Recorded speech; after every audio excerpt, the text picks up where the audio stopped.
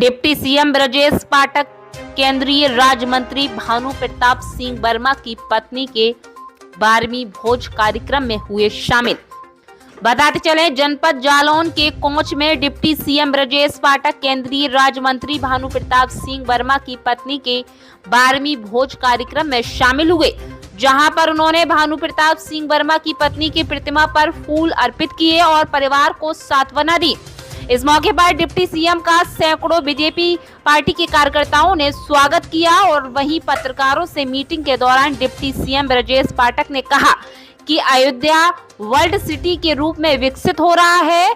अयोध्या की सड़कों को 4 लेन के साथ अंतर्राष्ट्रीय मानकों के तौर पर विकसित किया जा रहा है। वहीं अयोध्या में रामायण रिचार्ज सेंटर और रामायण संग्रहालय भी बनाया जा रहा है। वहीं उन्होंने विपक्ष और समाजवादी पार्टी के ऊपर खूब निशाना साधा और उन्होंने कहा कि सपा कार्यालय में गुंडों, मवालियों और भय का माहौल था। जब से बीजेपी सरकार आई है तब से शांति और भय मुक्त माहौल स्थापित हुआ है और उन्होंने कहा कि इस बार भगवान राम की प्राण प्रतिष्ठा के बाद 80 की 80 लोकसभा सीटें जीतेंगे हम और तीसरी बार फिर से सरकार बनाएंगे। देखिए जालौन से रिपोर्ट इमरान अली के साथ। धर्मपत्नी का आकस्मिक निधन हुआ है। आज हम सब उन्हें श्रद्धा सुमन अर्पित करने के लिए एकत्र हुए हैं।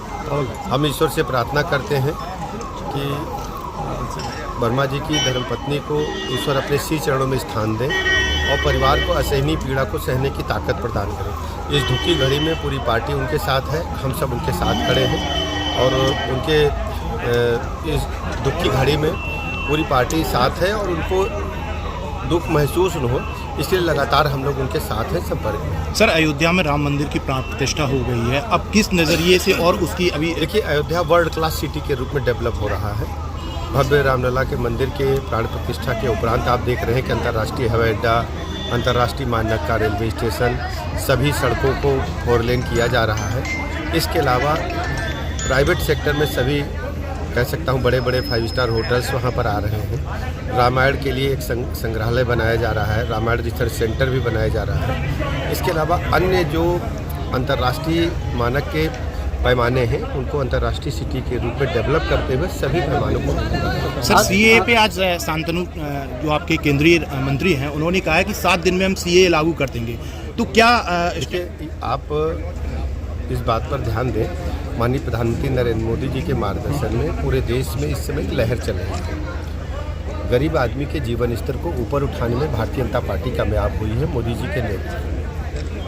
उत्तर प्रदेश के लिहाज से आप देखेंगे 2024 में जब चुनाव होगा, लोकसभा का हम 80 की 80 लोकसभा सीटें जीतेंगे और देश में प्रचंड बहुमत के साथ माननीय मोदी जी के नेतृत्व में भारतीय जनता पार्टी की सरकार। तो सर, सीए पे क्या स्टैंड है? सीए आपको समय आने पर सब कुछ पता चल जाएगा। सर, अखिलेश यादव ने आज है कि जो प्रधानमंत्री का दावेदार था, कि आप सबको पता है कि ये विपक्ष के पास कहने को कुछ बचा नहीं है और खासकर समाजवादी पार्टी की गुंडई अराजकता को लोग भूले नहीं हैं।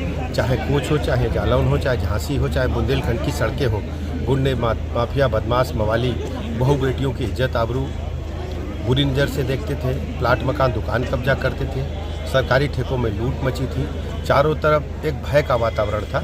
हमारी सरकार ने उत्तर प्रदेश में कानून का राज स्थापित किया।